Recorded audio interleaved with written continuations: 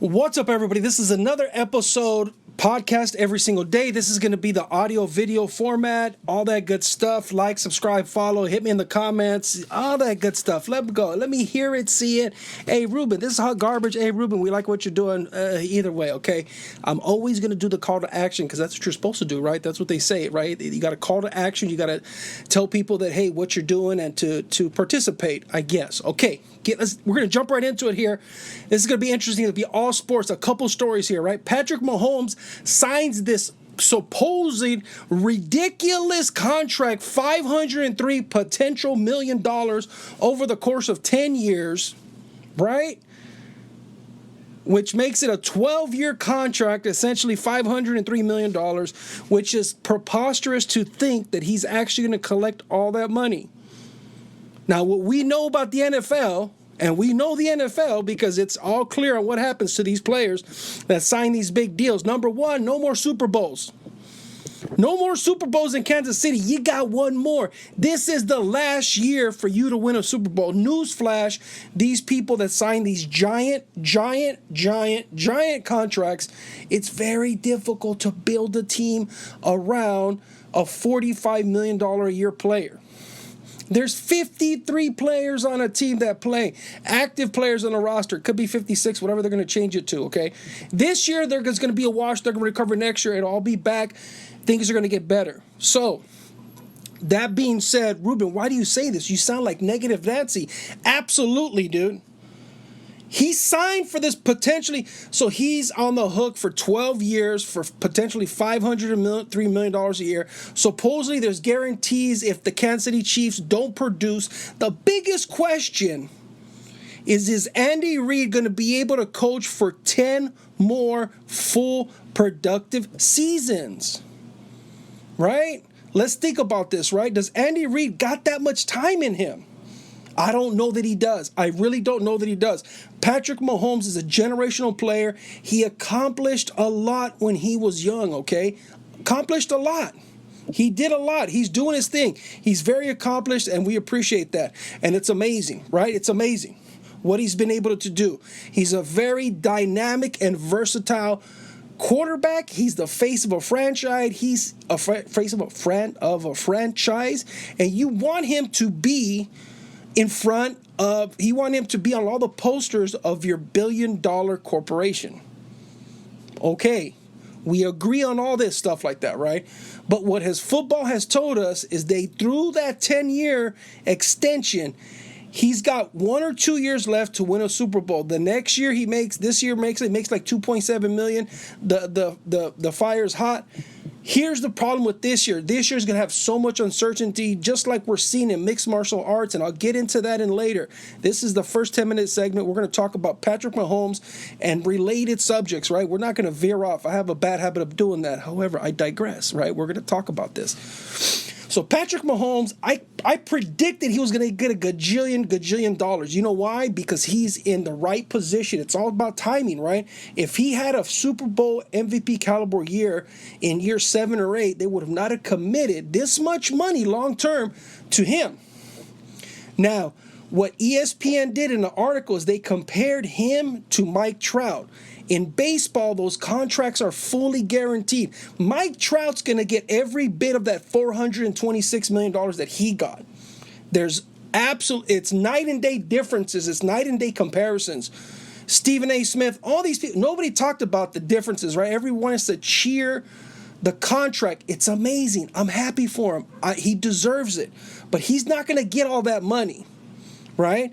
And it's so interesting. He's not going to get that money only because of the fact that 10 years, it's impossible to go through a 10-year career where you're injury-free. And I'm going to tell you why he's not going to be injury-free. You're not going to have the money to have top-tier offensive linemen all the time. It's not going to happen. You're not going to have top-tier running backs. You're going to have to constantly be drafting running backs, receivers, and bit players to be able to offset. No receivers are going to get giant contracts anymore. It's not everybody. There's going to be 1 or 2 guys on defense that are going to be paid handsomely, but don't expect that team to get super veteran, super experienced. It's going to be a young team because of that money.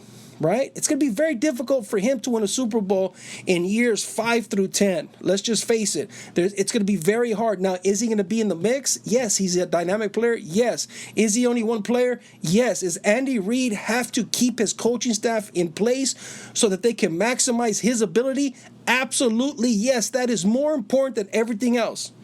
Those offensive defensive coordinators should be getting a fat paycheck too.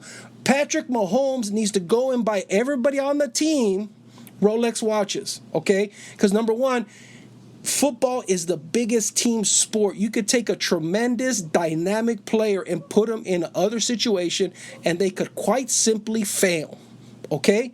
We're going to see that unravel this year. We're going to see Tampa Bay, which is a perennial basement type team, and I have nothing against Tampa Bay, but they're notoriously not that good. They had Jameis Winston, but they never built a team around him. He was getting paid a bunch of money. They didn't capitalize on what they had with him because of their coaching, their philosophy. It's ownership's philosophy. Now, Kansas City obviously has a solid philosophy on how to win. They won a Super Bowl. They found Patrick Mahomes, and he became Superman right in front of their eyes, okay? But we're going to see this unravel. We're going to see is the incomparable veteran, super old Tom Brady playing Tampa Bay. Rob Gronkowski's going over there with him. They're going to pay him a bunch of money. They're going to build that team. They're going to push to have a Super Bowl this year. Now, here's the thing about Tampa Bay that was really smart by them, okay? Here's the thing with them, okay? If they don't win the Super Bowl, Tom Brady's too old. He's too old. He's washed up. He's too old, okay? Plain and simply, he's too old. Right? That's the reason why they couldn't win it. Tom Brady can't do it no more. Might be his last year. If they're not 6-2, if they play a full season, they're not 6-2. Tom Brady's showing his age. It's not working out. What are we gonna do with him? Oh my God. Okay. That's what's gonna happen. And then what happened? Cam Newton, I repeat, Cam Newton and the 2021 Super Bowl future champs, I'm calling it right now, goes to New England, and we are going to see how a dynamic player goes into a system that is designed for one thing only, to win Super Bowls. They did 6 in the last 20 years, which is unprecedented. And so when you look at that situation, you say to yourself, Ruben, what are you even talking about? Look at the contrast and what's happening there. You have an amazing system. You have Bill Belichick and company. Now, he is a little bit older, right? He's got a little, he got a little shavings off him, right? He's not 100% anymore, right? He's getting older, just as Father Time is undefeated. We all can say that. What's going to happen there and what's going to happen in Tampa Bay? That's a contrast of stories, which makes the NFL the number one sport in football because it's the guy's version of a soap opera. Let's just call it what it is. Look the way I'm talking about this whole thing. The young stud got all the money, and the old veteran, we're going to see if he can make it in another town. Oh, that's what like an old Western is made out of, right? That's the old I mean, these stories of the NFL are amazing, but these are all microcosms of the way things are happen in life, right? So Patrick Mahomes checked every box. He hit the mark at the right time. He won a Super Bowl right at the right moment. Much like Tom Brady did. Although Tom Brady didn't go for the money, he went for the fact that he went for longevity and he built a system. He helped build a system. Without Tom Brady, I don't know that New England could have jump-started their franchise and probably 10x the value of the franchise. Robert Kraft is 10 times more richer because of Tom Brady and Bill Belichick, right? The question is, can Cam Newton show everybody that if he was in a better system, if he wins a Super Bowl, which I think he's going to do, because he got a little bit of fire and spit in him, right? He got a little bit of chip on his shoulder, and you always like the guy who got tremendous ability to have a chip on his shoulder, and when he gets in there, he going to be on fire. Straight fire. Cam Newton's going to try to break every record, and guess what? He's got the infrastructure, the system, the players, the coaching, the ownership to back him. It is going to be evident how important ownership is for the winning nature of an NFL team. Now, we're going to see it in Tampa Bay. Again, the scapegoat's going to be his age. You're going to see Adam Schefter. You're going to see Colin Cowherd. You're going to see Shannon Sharp. You're going to see everybody say that Tom Brady's just too old. He can't win in Tampa Bay, but you're wrong. And if they don't win in Tampa Bay, if they do win, then my whole theory is completely wrong, and throw it in the trash and trash me in the comments or whatever. I don't care. But I got on for 10 minutes on this. I'm going to switch to the next subject. We're going to talk about, there's 3 interesting stories that we're talking about here, and I want to touch on all these because this is a 30-minute podcast. I hate to say it, we're going to talk all about sports. I don't hate to say it. I love talking about sports. So you have that, right? So UFC 251, I'm just going to change subject. I don't know. I'm going to probably chop these up into 10-minute segments and put them on the old YouTubes, right? Because it's YouTube's turn to get a video, right? So I'm going to put the whole thing too. So you're going to get the whole thing. Then later on, as time goes on, I'm going to chop them up and put them on there so that way you don't have to sit through my rambling like crazy, right? So anyways, UFC 251 is now the most interesting and only sport in the United States that everybody's going to watch that is not in the United States.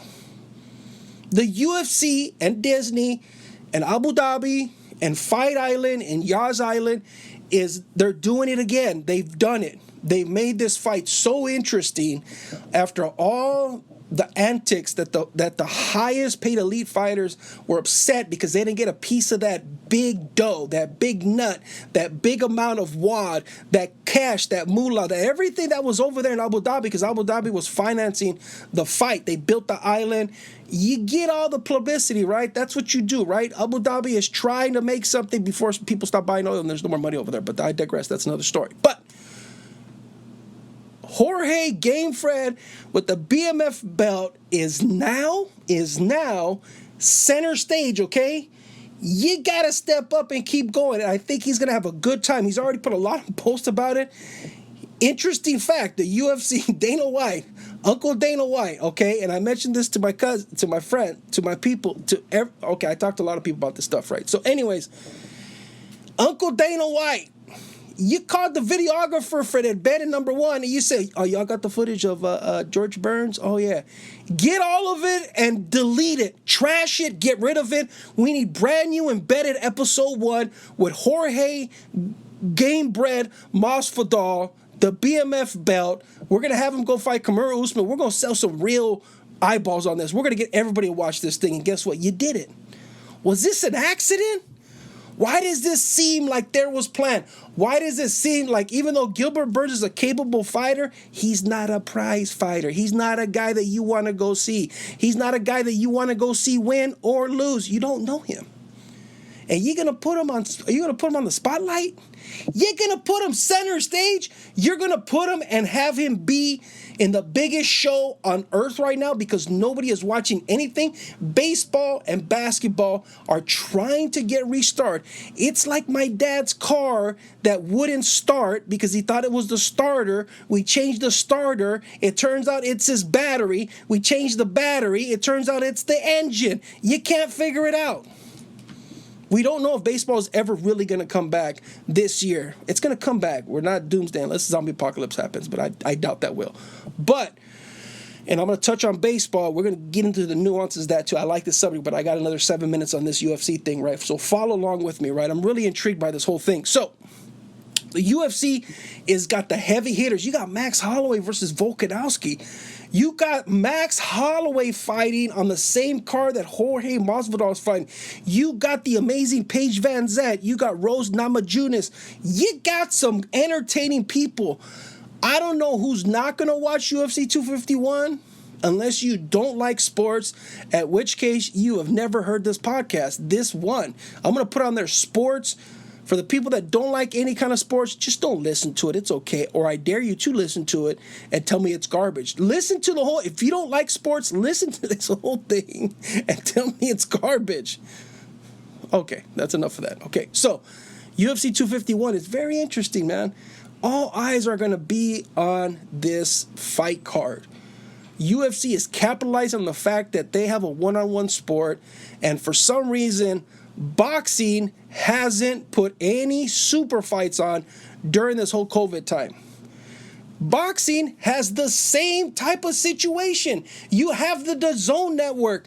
How many people would have killed to see Canelo fight Mayweather again for all the marbles at Abu Dhabi, right? How many people would have killed to see Anthony Joshua and Andy Ruiz fight again with Andy Ruiz weighing 230 pounds and him not getting tired in rounds 4, 5, 6, 7, 8, 9, 10, 11, 12? Who would have paid for that? Everybody would have paid for that. Or at least watched it. And you can sell ad dollars against it because you can get sponsors. You can say, we're putting on like a Super Bowl. This is essentially Super Bowl. The UFC has International Fight Week, which is traditionally this month. See, we're forgetting about all that, right?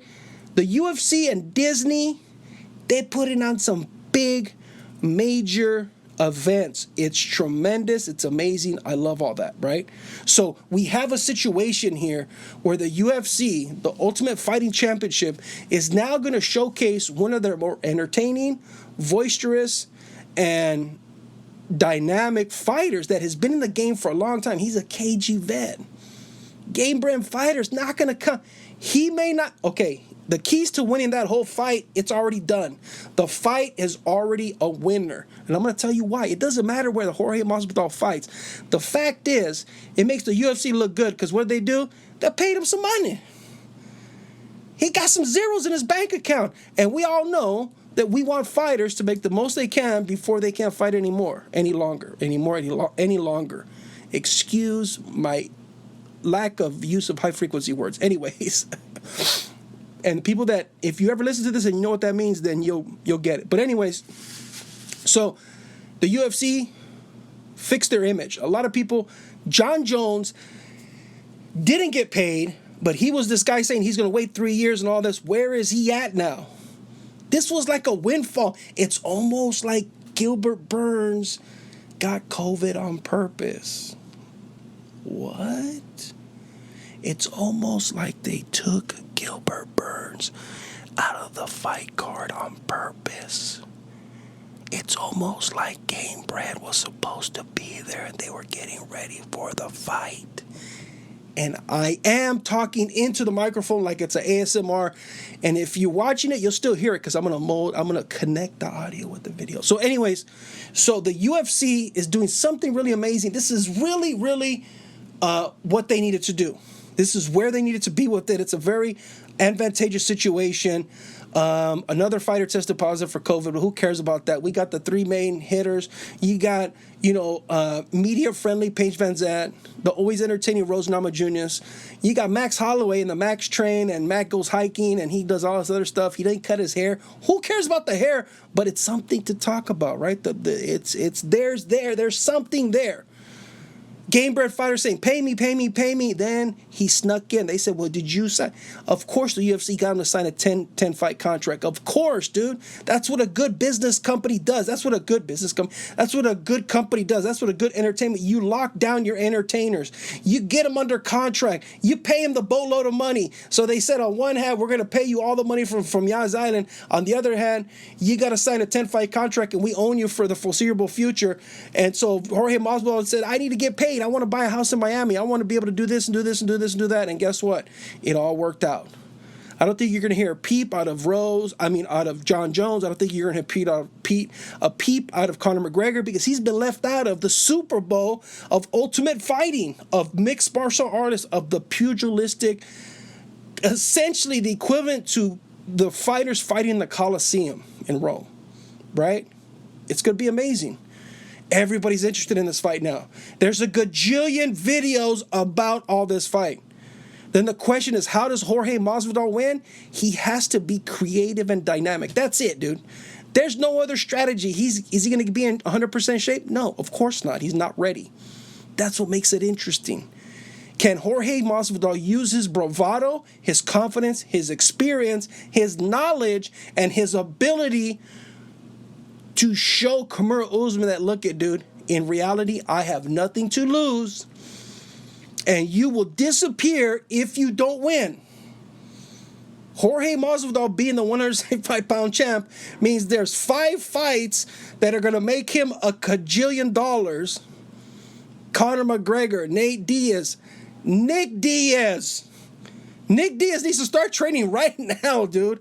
Nick Diaz, start training right now and get yourself ready to go because that will be a tremendous fight.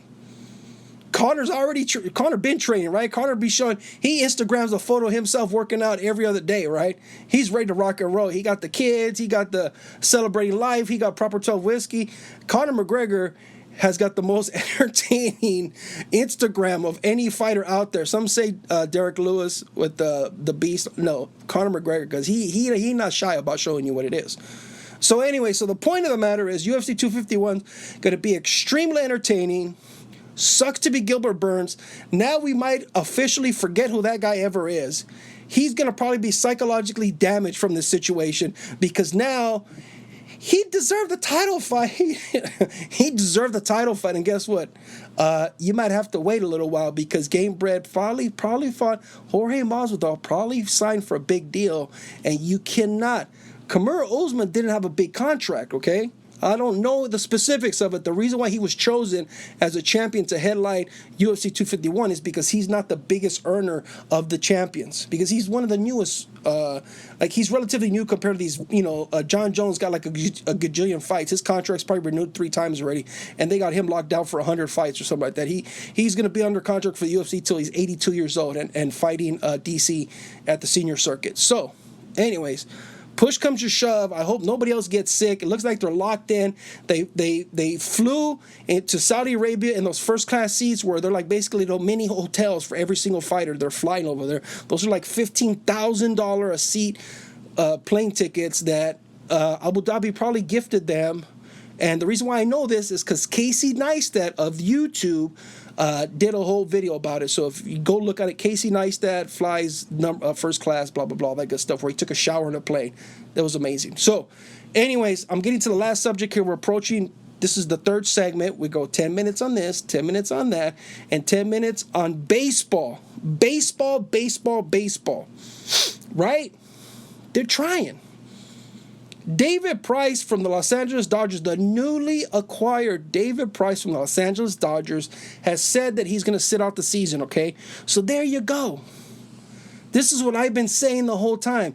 You can't predict who's going to be champion, okay? It's less predictable when you have all these people shuffling.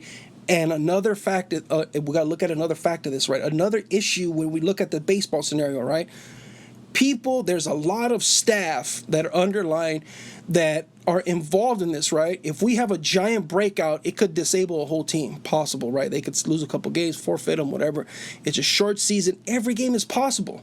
Now, here's the reason why I say that you got to be very careful in trying to predict and put money on who's going to win the World Series, right? The only team the teams that are going to be in contention, because a lot of people are going to get hurt, they're going to get COVID, they're going to sit out. Every team's going to look different from what they were projected to be before COVID, now, and after the season actually starts and 3 weeks in. 3 weeks in, how are these guys going to be dealing with cabin fever? We had a whole country go crazy because they had a stay-at-home order, me included. And so, what do you think is going to be any difference? Those guys are going to have to be isolated from their families for 3, 4, 5, 6 weeks? Yeah, they say Ruben, but it doesn't matter. You shouldn't feel bad because you know what? They make millions and millions of dollars. Yeah, absolutely. You're right. 100% you're right. I agree with you. There's no bones about it. Yes, they make a ton of money. Yes, I'm fired up for absolutely no reason. I'm excited for baseball, basketball. I'm excited for all this stuff to start because it's boring, to be honest with you, right? We have comedy shows being canceled everywhere. There's no live concerts. You can't see Guns N' Roses in their 60s lighting it up. You can't see Axl going crazy, shredding it, right? Are you kidding me? Right? There's nothing you could do. All I'm left doing is driving to the corner and people watching the people at the taco stand on the corner there. That's all I'm delegated to doing. That's my Saturday night entertainment. I sit there and do my podcast from there. I'm not doing it now because I'm doing it in the Ruben studio. But that's my point, though. We're bored of it, and baseball is trying. They're trying. They're trying to get going. You got to give them kudos because now, I don't know who did this, Major League Baseball. Why you leave me out of this? Okay, this is the Ghetto Eagle Podcast. We talk about sports and talking about this. I mean, I got 3 solid listeners, okay? Thank you for those of you that are listening. Much appreciated, right? They're having baseball players go on podcasts because they know podcasts are where it's at right now. Right? So that being said, you have Clayton Kershaw on radio shows and all this, that he's popping up in all these weird places and everything, which is tremendous, which is amazing, which is fabulous, right? But you have them trying to promote the sport, which is great, right? Which is the only way you can do it right now, right? You can't go in studio a whole bunch of places because it's dangerous. I don't want Clayton Kershaw. Clayton Kershaw should be staying at home. His wife, his kids, they need to be in a bubble. I don't need Clayton Kershaw because I need him pitching every 4 games, okay?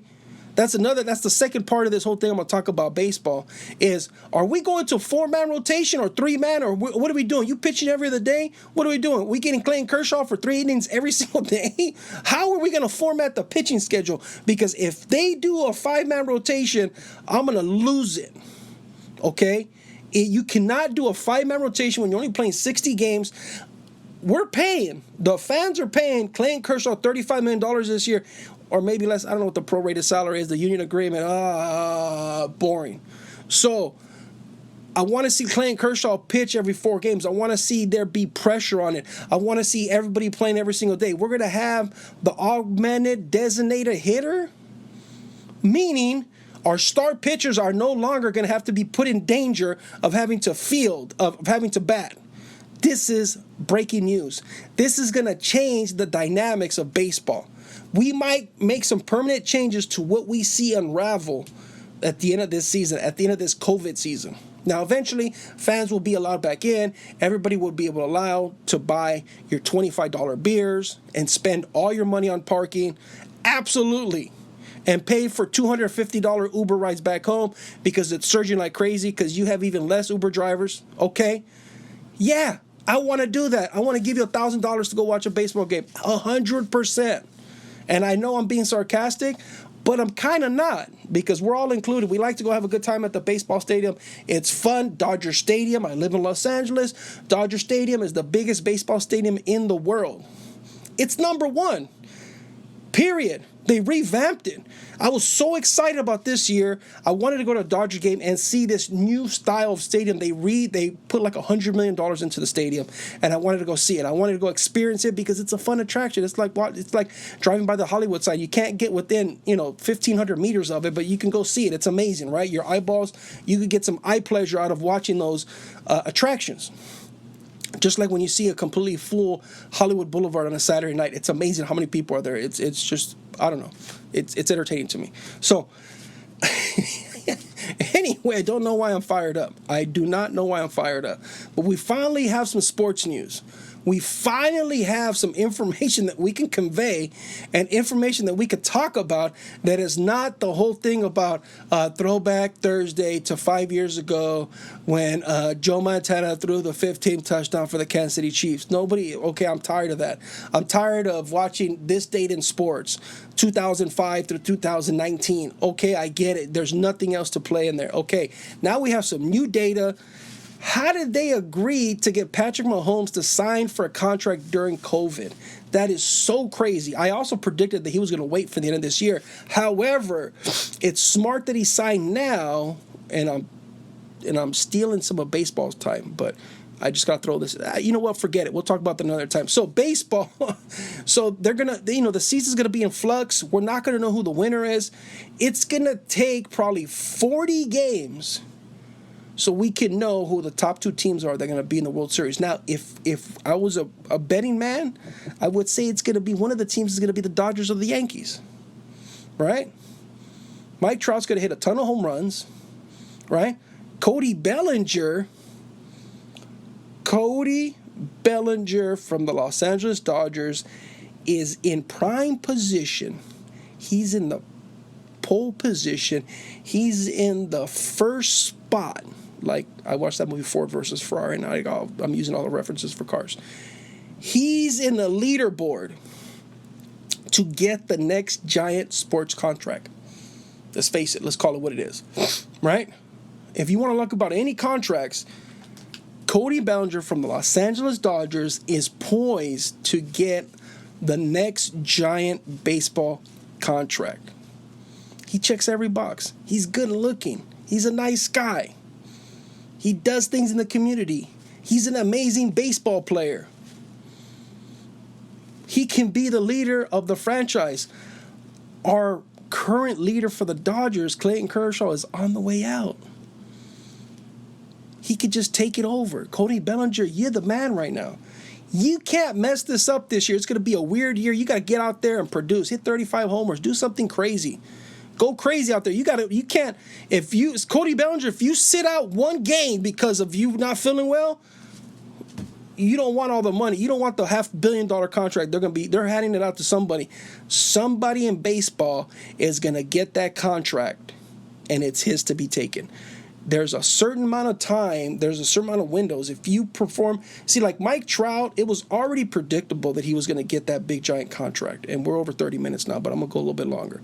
Extra time, right? Okay, I don't know. So anyways, Mike Trout was going to get that big contract because he started like at 18, 19 years old. He did a couple of contracts. Now he's due for the next contract. He's continued to produce, so you have to give him this money. Bryce Harper, Clayton Kershaw. There's all these players check all these boxes. Now Patrick Mahomes, I predicted was going to get a giant contract. Why? Because he's in a position that he deserves it. Who's also in position for a giant contract but might not get it is a Baltimore Ravens Lamar Jackson. I'm going to tell you why. Because he's too run and shoot. His issue is durability. He probably has to have 2 more years, and he could be poised for that giant contract. I just say, but I also don't like the giant contract because it does put a team in a handicap position for a couple years. It damages their budget, right? Because you're going to now have to pay for the offensive lineman. You're going to have to rely on the draft and unrestricted free agents to develop the running backs, receivers, and the defense, right? Most notably, the defensive line. You're going to have to rebuild all that. So that being said, they still got to pay him because it's still an entertainment business, and that's the way it works, right? That's the way it works. People want to be entertained. They're willing to pay money for it. If you can follow a tremendous guy like Patrick Mahomes, that's it. This podcast is over. Thank you for listening. Tell me what you guys think. I want to hear your feedback. For the people that do listen in little bits or you watch it, it's much appreciated. This is a Ghetto Eagle Podcast from Second Half Media. This is Ruben signing out. Talk to you guys later. Thanks for listening. Subscribe.